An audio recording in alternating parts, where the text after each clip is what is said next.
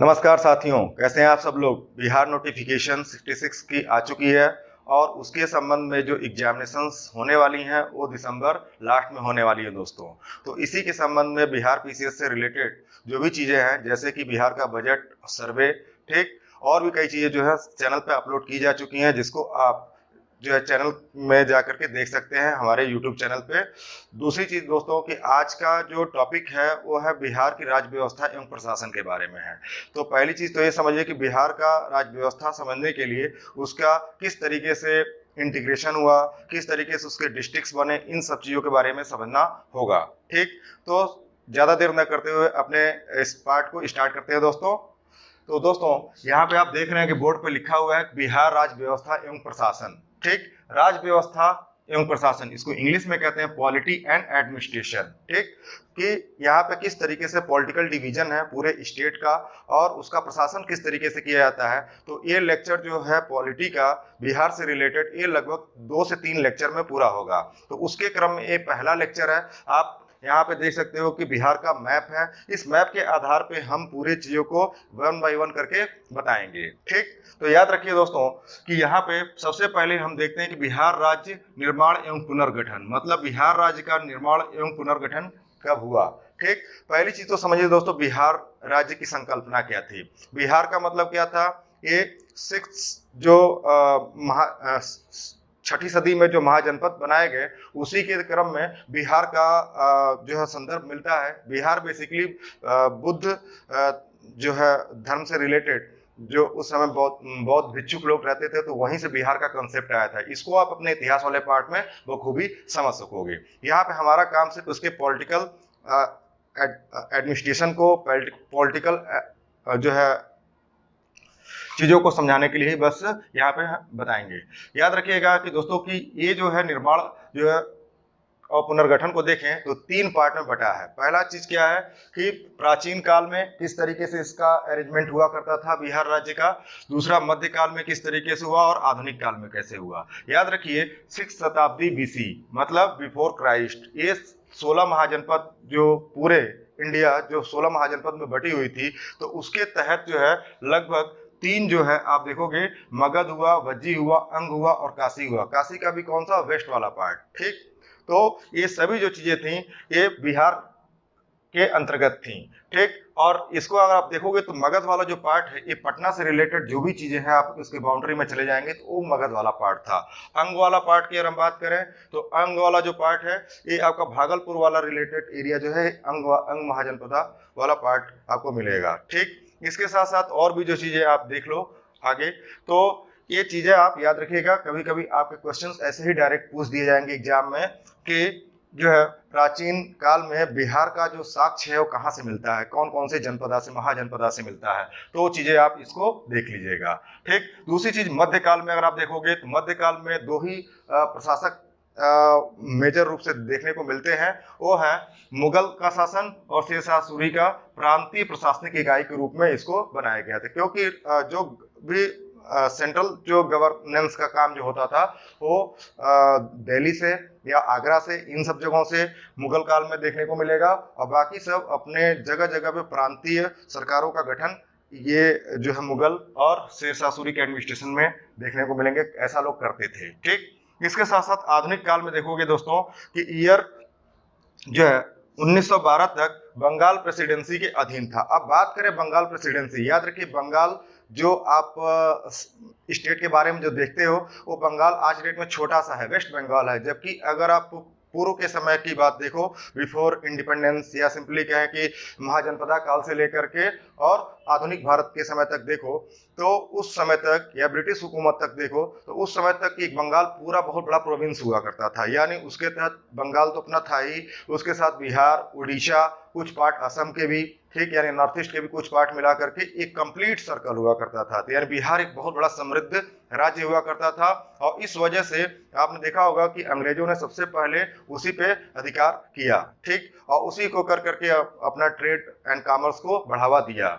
और दूसरी खास बात ये थी कि बंगाल वाला जो इलाका है ये इंडो गैंगेटिक प्लेन में पड़ता है। इंडो गैंगेटिक प्लेन का मतलब बहुत ही समृद्धशाली जगह थी जहाँ पे कोई भी कृषि से रिलेटेड कार्य जो है बहुत बखूबी होता था, और वहाँ पे जो है पॉपुलेशन सेटलमेंट की जो संकल्पना है वो बहुत ज्यादा थी, क्योंकि नदी जो है नदियों के किनारे ही सभ्यताओं का ही जन्म हुआ। ठीक, याद रखिए। अब इसके बाद से आप देखोगे कि बंगाल प्रेसिडेंसी की बात मैंने कर ली। इसमें कौन कौन चीजें शामिल थी? बिहार था, उड़ीसा था, ठीक, आपका कुछ पार्ट नॉर्थ ईस्ट के थे, और ऐसे ऐसे काफी मतलब बड़ा एरिया था। 22 मार्च 1912 को बिहार और उड़ीसा प्रांत का गठन किया गया। ठीक, याद रखिए कि 1912 से पहले ही जो है अपने पॉलिटिकल लीडर्स के द्वारा, ठीक, सामान्य जनमानस के द्वारा एक मांग उठी कि बिहार को एक अलग जो है राज्य में गठन किया जाए। तो उसको किससे गठन करना था? बंगाल से, क्योंकि सभी चीजें जो है बंगाल प्रेसिडेंसी के अधीन थी।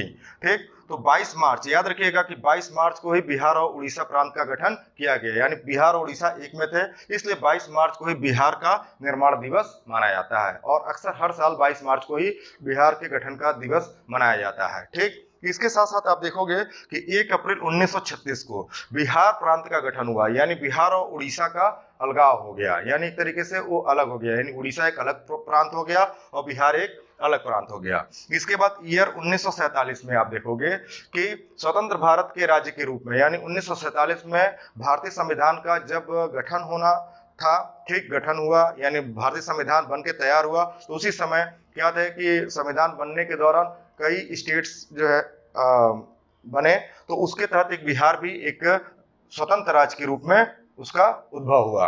इसके साथ देखोगे 1956 में, याद रखिएगा 1956 में राज्य पुनर्गठन आयोग, जिसमें भाषा के आधार पे जो है क्या किया गया कि एक नए राज्य का गठन किया गया, जैसे कि उसके तहत आंध्र प्रदेश का नाम आपने सुना होगा, और अपने पॉलिटी वाले सेक्शन में, राज्य व्यवस्था वाले सेक्शन में बखूबी आपने इसको पढ़ा होगा। ठीक, तो याद रखिए उसी के समय में कुछ बिहार के कुछ बंगाली भाषी क्षेत्र बिहार को स्थानांतरित कर दिए गए, यानी आप देखोगे कि बिहार का जो सबसे ईस्टर्न वाला पार्ट है, यानी किशनगंज हो गया, पूर्णिया हो गया, कटिहार हो गया, यही इसके जो है ईस्ट बाउंड्रीज हैं। तो इसके तहत क्या था कि कुछ इलाके ऐसे जो थे कि जो बंगाल भाषी हुआ करते थे, यानी पहले बंगाल और बिहार सब एक ही में था। ठीक, कुछ बंगाली कल्चर मिलती जुलती थी, तो बंगाली भाषी क्षेत्र बिहार को स्थानांतरित कर दिया गया। कुछ जो चीजें मतलब इधर से उधर दी गई, मतलब बिहार से बंगाल की तरफ और बंगाल से बिहार की तरफ कुछ चीजें दी गई। तो मानभूमि जो जिला था जो है ये इसका एक पुरुलिया, ठीक, कभी कभी पूछ दिया जाता है कि कौन सी चीजें स्थानांतरित की गई। ठीक, तो ये चीज आप याद रखिएगा, एग्जाम में आपसे पूछा जा सकता है। इसके साथ 15 नवंबर 2000 को आप देखोगे बिहार से झारखंड को पृथक किया गया। क्यों? झारखंड का जो पार्ट होता है, ये याद रखिएगा कि सदर्न बिहार, अगर बिहार का एक मैप के बारे में छोटी सी जानकारी लें तो याद रखिए दोस्तों कि बिहार का जो स्ट्रक्चर है मैप पे ये कंप्लीट आयताकार है। ठीक, एक आयताकार रूप में दिखेगा, एक गंगेटिक प्लेन में पड़ता है, और इसका अगर हम देखें तो सबसे ऊपर वाले जो इलाके हैं ये क्या है? शिवालिक वाले रीजन में है, ठीक, जियोग्राफिकल पॉइंट ऑफ व्यू से। और नीचे वाला जो इलाका है, ये जो इलाका है आपका कैमूर, औरंगाबाद, गया, नवादा, जमुई, बांका, ये सभी जो चीजें थी ये किससे अटैच थी? ये था झारखंड से अटैच था, यानी इसकी जो प्रॉपर्टी मिलेगी, टोपोग्राफिकल फीचर मिलेंगे, इसकी संरचना मिलेगी, इसके कुछ स्ट्रक्चर्स मिलेंगे, वो कहीं ना कहीं झारखंड से जुड़े हुए आपको मिलेंगे। तो झारखंड से अलगाव जो है बिहार का ये कब हुआ? ये 15 नवंबर 2000 को हुआ। ऐसा क्यों माना जाता है? क्योंकि यहां माना जाता था कि ये जो इलाके जो थे ये कंप्लीट मिनरल रिच इलाके थे, और साथ ही साथ क्या था कि यहाँ पे नक्सल एक्टिविटीज भी आपको देखने को मिलेगी। तो इस कारण से ये इस इलाके का प्रॉपर विकास नहीं हो पाया था। तो यहाँ पे जो है 1995-90 के दशक से ही क्या हो गया, मांग होनी शुरू हो गई कि झारखंड को बिहार से अलग किया जाए। ठीक, और इस वजह से कुछ जो है जिले जो बिहार के कंबाइंड थे वो इसमें से निकल गए और झारखंड को एक अलग राज्य बना दिया गया। अब याद रखिए कि 15 नवंबर 2000 को जो बिहार से झारखंड को पृथक किया गया, तो इसमें बिहार के कितने जिलों को काट करके अलग किया गया? वो था 18 जिले। तो कभी पूछ देता है कि झारखंड में कुल कितने जिले उसके निर्माण के समय बिहार से अलग हुए थे तो वो थे 18 जिले, इसको याद रखिएगा। इसके साथ याद रखिए कि जैसे ही बिहार और झारखंड अलग हुए उस समय बिहार में कुल कितने प्रमंडल हुआ करते थे, उस समय 9 प्रमंडल और 37 जिले हुआ करते थे। लेकिन उसके कुछ दिन बाद आप देखोगे कि एक जिला जो ऐड किया गया अरवल करके, ठीक, तो उसके बाद से टोटल 38 जिले हो गए। अब वर्तमान में अभी 9 प्रमंडल ही हैं और 38 जिले हैं, ठीक। तो ये है पूरा का पूरा बिहार का गठन निर्माण किस तरीके से हुआ, ठीक। तो इस क्रम में आप इस चीज को समझ सकते हो। इसके बाद एक एक करके हम आने वाले समय में इन सभी डिस्ट्रिक्ट्स के बारे में कुछ कैरेक्टरिस्टिक्स को बताएंगे। इसके बाद से आप देखो कि बिहार की शासन व्यवस्था किस तरीके से चलती है। याद रखिए कि बिहार का जो शासन, क्योंकि बिहार एक स्टेट है और स्टेट का जो शासन व्यवस्था हमारे संविधान में मेंशन किया गया, और आपको बताना है कमेंट सेक्शन में कि किस भाग में स्टेट के शासन का वर्णन किया गया है, इसको कमेंट सेक्शन में आप बताइएगा। याद रखिए कि बिहार का जो शासन व्यवस्था है इसको लगभग हम 5 पार्ट में बांटेंगे। वो कौन कौन से 5 पार्ट है? पहली चीज विधायिका का मतलब क्या होता है? लेजिस्लेचर, ठीक, जहां पे क्या होगा, कानून का निर्माण होगा, यानी कानून निर्माण जो संस्था होगी, यानी कानून को बनाने की जो संस्था होगी। तो इस तरीके से देखोगे कि विधायिका, याद रखिएगा विधायिका स्टेट में भी होती है और सेंट्रल में भी होती है। सेंट्रल में इसको किस नाम से जानते हैं? संसद के नाम से जानते हैं। और वहां पे कौन कौन से मेन अथॉरिटी होते हैं उसके निर्माण के लिए? वो होता है लोकसभा, राज्यसभा और प्रेसिडेंट। उसी के तहत यहाँ पे भी क्या है? विधानसभा, विधान परिषद और राज्यपाल, ठीक। लेकिन ये जो विधान परिषद का जो कॉन्सेप्ट है दोस्तों, ये अभी जो है कुल 6 स्टेट्स में ही है, बाकी किसी स्टेट में ऐसा नहीं है, ठीक।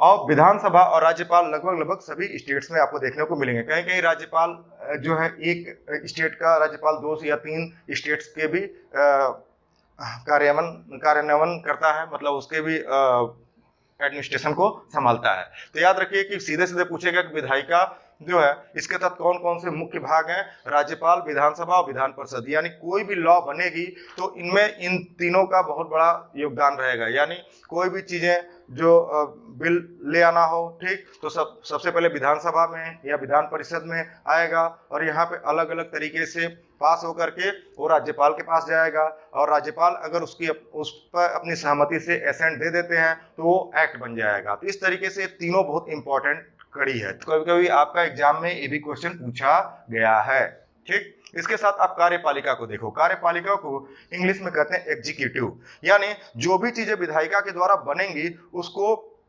पालन करने का काम या करवाने का काम वो किसका है? वो कार्यपालिका का है। तो कार्यपालिका में कौन आता है? सीएम आते हैं और काउंसिल ऑफ मिनिस्टर आता है, ठीक। लेकिन अगर सेंट्रल के केस में देखोगे तो पीएम हो जाएगा और काउंसिल ऑफ मिनिस्टर हो जाएगा। यानी काउंसिल ऑफ मिनिस्टर को क्या कहते हैं? मंत्रिपरिषद, और यहाँ पे मुख्यमंत्री, ठीक।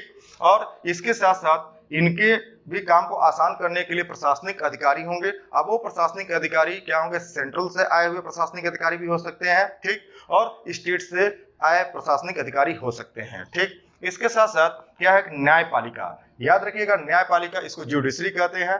यहाँ पे स्टेट के संदर्भ में अगर हम बात करें तो उच्च न्यायालय की बात की गई है जो कि पटना में लोकेटेड है, और अधीनस्थ न्यायालय की जो कि इस उच्च न्यायालय के अधीन होती है। और इस अधीनस्थ न्यायालय के साथ साथ आपने डिस्ट्रिक्ट कोर्ट का और भी कई छोटे मोटे कोर्ट का आपने पढ़ा होगा, तो सभी चीजें इसके अंतर्गत आएंगी। लेकिन सेंट्रल लेवल पे क्या है? वो है सुप्रीम कोर्ट, ठीक, जो कि दिल्ली में है।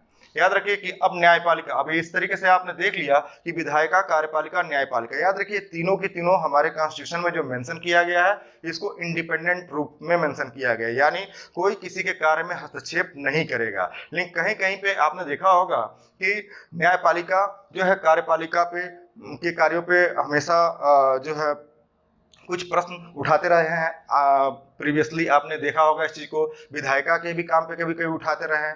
तो इस तरीके से आपने न्यायपालिका के अधिकार क्षेत्र को देखा होगा कि वो बढ़ते हुए क्रम में, यानी इसी को एक टर्म आज के डेट में यूज किया जाता है, जुडिशियल एक्टिविज्म या जुडिशियल ओवररीच। ये भी सब कंसेप्ट आपके एग्जामिनेशन में पूछी जा चुकी हैं बिहार में, ठीक। इसलिए मैं जितनी चीजें हो सकती हैं उसको बताने का प्रयास कर रहा हूं। इसके साथ साथ स्थानीय स्वशासन की बात करें दोस्तों, स्थानीय स्वशासन का मतलब क्या होता है कि लोकल गवर्नेंस वो किसके माध्यम से होता है? तो इसके लिए हमारे संविधान में एक इंपॉर्टेंट संस्था का मेंशन किया गया, वो है पंचायती राज। पंचायती राज को किस भाग में मेंशन किया गया है? वो भाग 9 में मेंशन किया गया है। और दूसरा क्या है, नगरीय शासन। नगरीय शासन का मतलब कि जो नगर है, ठीक, उसका शासन कौन करेगा, तो उसको जो है नगरीय शासन के माध्यम से।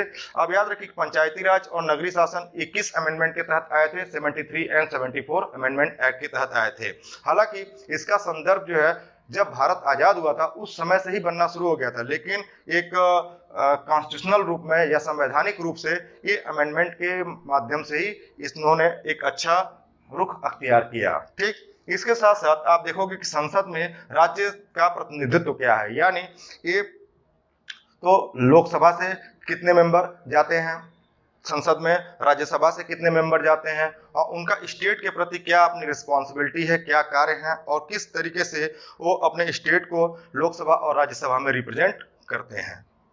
ठीक है दोस्तों, तो आशा करता हूं इतनी चीजें आपको समझ में आ गई होंगी। अब इसके साथ साथ आप देखो तो बिहार के मैप को आप पहली चीज तो समझ लो। याद रखिएगा कि बिहार के मैप को समझना इसलिए जरूरी है कि आप जब भी पढ़ाई करिए आप बिहार के मैप को, छोटे मैप को आप 10-20 फोटोकॉपी करा लीजिए और उसी के माध्यम से पढ़ने का प्रयास करिए, चाहे वो मिनरल रिसोर्सेस हो, चाहे वो आपका ऐतिहासिक पृष्ठभूमि क्यों ना हो, तो उसके माध्यम से क्या होगा, कुछ चीजें आपके दिमाग में आ जाएंगी। जैसे मान लीजिए कोई भी चीजें हम आपको पढ़ाते हैं और बताते हैं कि नालंदा में ये चीजें आई, लेकिन आपको नालंदा का जो लोकेशन पता ही नहीं है, तो उससे क्या होगा कि आपकी गलतियां करने के चांसेस बढ़ जाएंगे, क्योंकि मैप क्या होता है एक क्लियर कट विजन देता है आपको समझने के लिए। अब देखो यहाँ पे विधानमंडल की बात करेंगे। विधानमंडल यानी यही विधायिका जो कि कानून बनाती है। ठीक, तो कानून बनाने के तहत विधानमंडल में दो आपको चीजें मिलेंगी।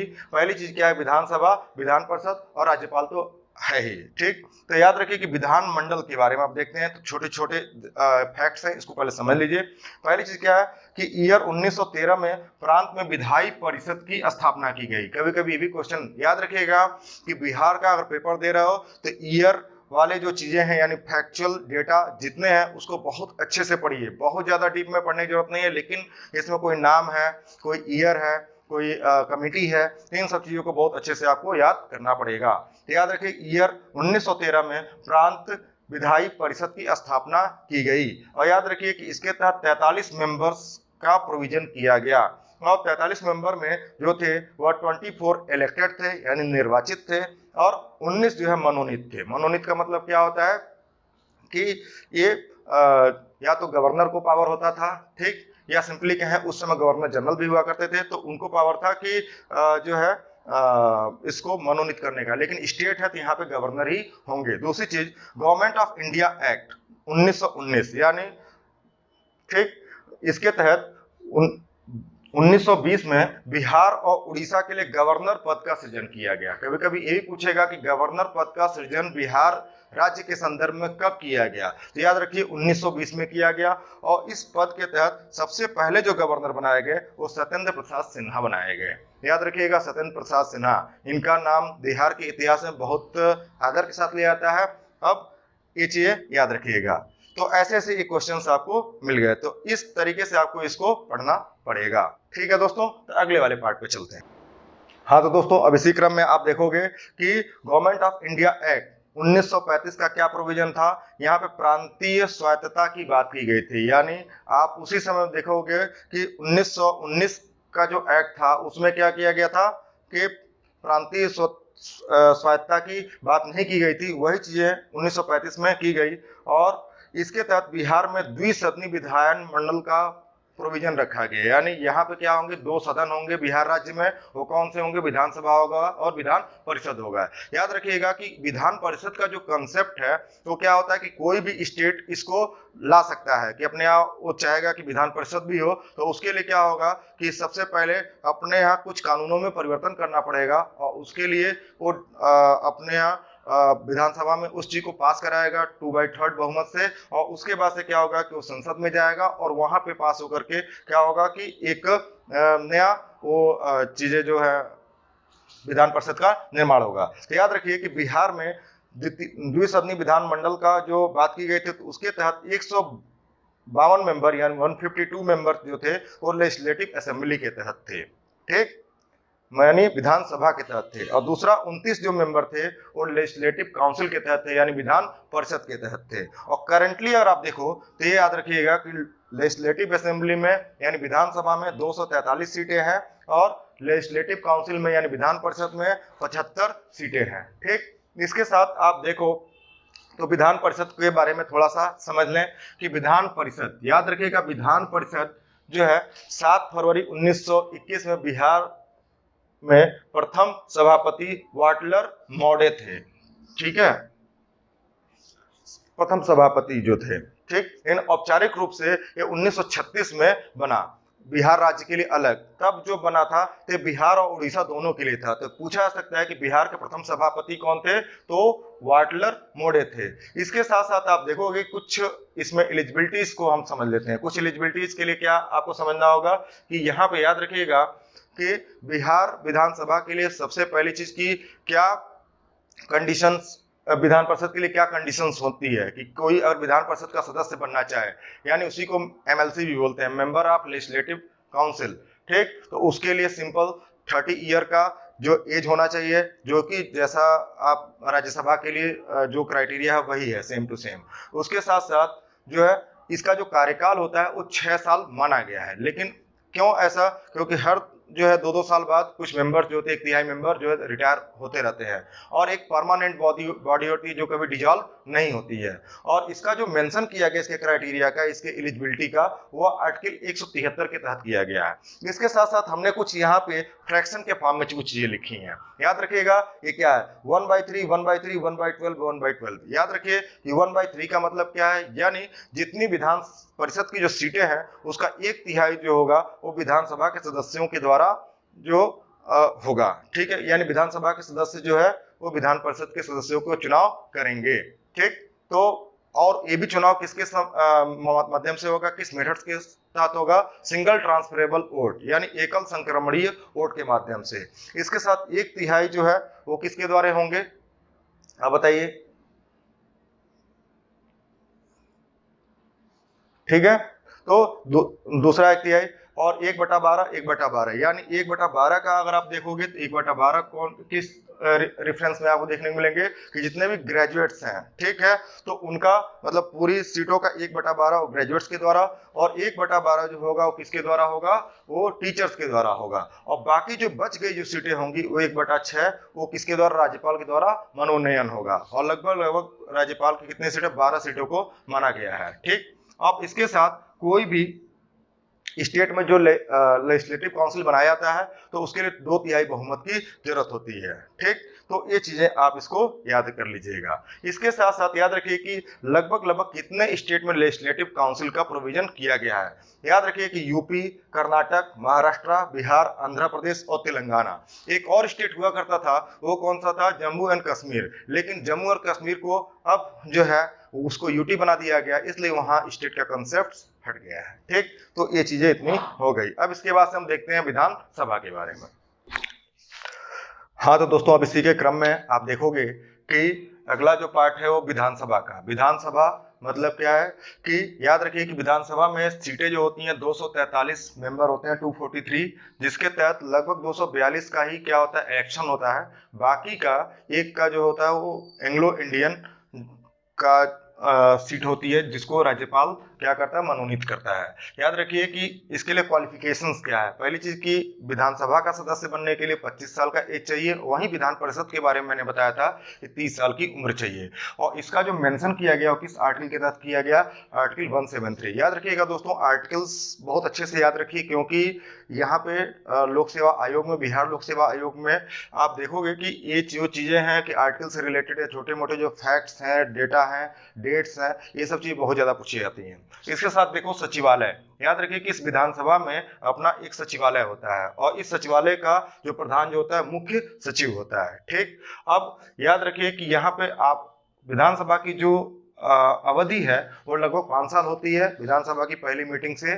ठीक, और ये जो यहाँ पे आपातकाल का प्रोविजन भी रखा गया है, यानी कभी भी जब सेंट्रल के द्वारा इमरजेंसी डिक्लेयर किया जाता है तो उस दौरान विधानसभा का जो कार्य प्रणाली है वो सेंट्रल के द्वारा ले लिया जाता है, मतलब वही गवर्न करती है। और इसमें क्या है कि इस अवधि में अगर जो 5 साल पूरा हो चुका है मतलब इनका टेन्योर विधानसभा का, तो 6 माह के लिए बढ़ाया जा सकता है।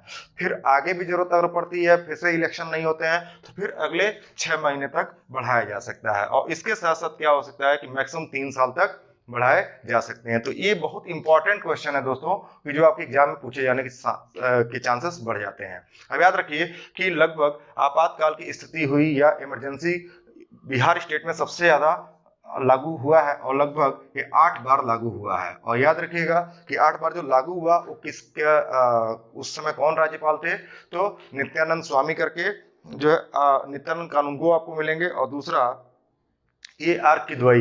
ठीक, इन लोगों का 2-2 टेन्योर जो है एक किसमें बीता है, वो है इमरजेंसी के दौरान। ठीक, या सिंपली कह सकते हो कि यहाँ पे राष्ट्रपति शासन लगा हुआ है।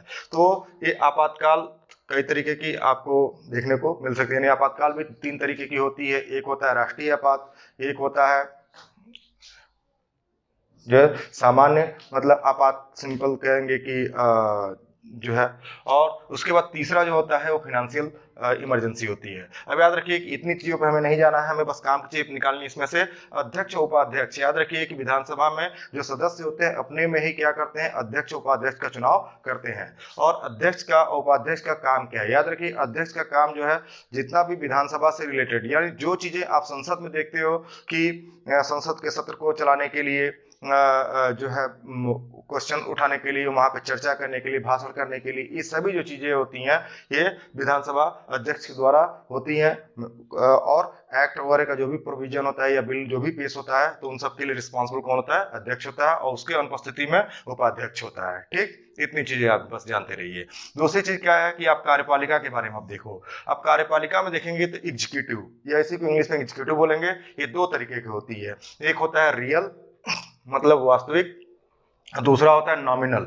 नॉमिनल का मतलब क्या होता है, जिसको हम बोलते हैं नाम मात्र। याद रखिए नाम मात्र का मतलब है गवर्नर जो होता है वो नॉमिनल एग्जीक्यूटिव होता है। ठीक, या इसी को कॉन्स्टिट्यूशनल एग्जीक्यूटिव बोला जाएगा। और रियल जो होगा काउंसिल ऑफ मिनिस्टर या CM के द्वारा होगा। ठीक, अब एक एक करके देखते हैं।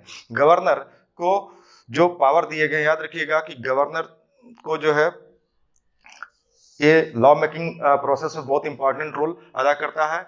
मतलब डायरेक्ट रूप से तो नहीं सही, लेकिन इनडायरेक्ट रूप से इसके एसेंट के बिना कोई भी बिल जो होता है एक्ट में कन्वर्ट नहीं हो सकता। और साथ ही साथ इसकी कई विशेषताएं भी दी गई हैं कि गवर्नर का होना क्यों आवश्यक है। याद रखिए कि गवर्नर का जो अपॉइंटमेंट होता है वो प्रेसिडेंट के द्वारा होता है। ठीक, और याद रखिए वो स्टेट का नहीं होना चाहिए, वो मेंबर जो है स्टेट का नहीं होता, वो दूसरे स्टेट्स के होने चाहिए, ताकि निष्पक्ष रूप से कार्यों का निष्पादन कर सके।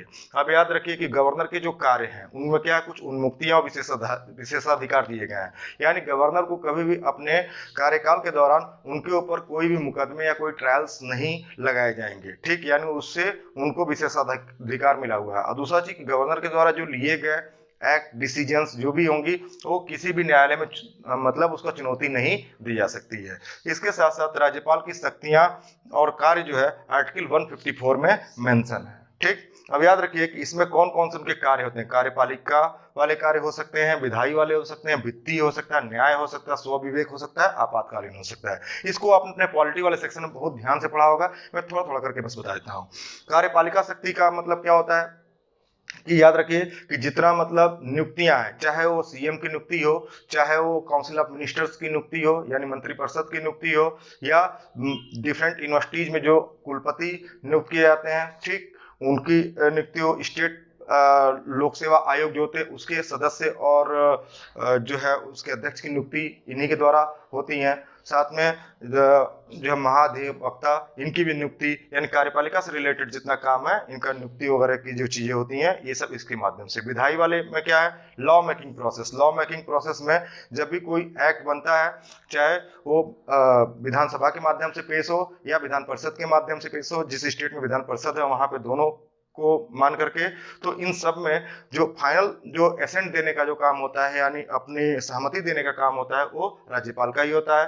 तीसरी चीज वित्तीय है, यानी कोई भी वित्त विधेयक या धन विधेयक बिना इसके परमिशन के यानी राज्यपाल के परमिशन के वहां पे लोकसभा विधानसभा में पेश नहीं हो सकता, विधान परिषद में पेश नहीं हो सकता है। ठीक, यानी इसके लिए इनका सहमति आवश्यक है। साथ ही साथ आकस्मिक जो निधि होती है, यानी जैसे राज्य की संचित निधि होती है, वैसे आकस्मिक निधि। आकस्मिक निधि का मतलब क्या है कि कभी भी स्टेट में इमरजेंसी के रूप में आवश्यक फंड की आवश्यकता होती है, तो उस दौरान ये वित्तीय एक तरीके से वित्त का प्रबंध करने का काम जो होगा वो किसका होगा, वो राज्यपाल का होगा। तो इसी चीज न्याय में याद रखिएगा कि ये किसी भी जो है मेंबर को, या सिंपली कह सकते हैं किसी भी जो है जनता में भी आप देखोगे तो वहां पे इसको न्याय करने का पूरा अधिकार है, यानी किसी को सजा मिली उस सजा को कम कर सकता है।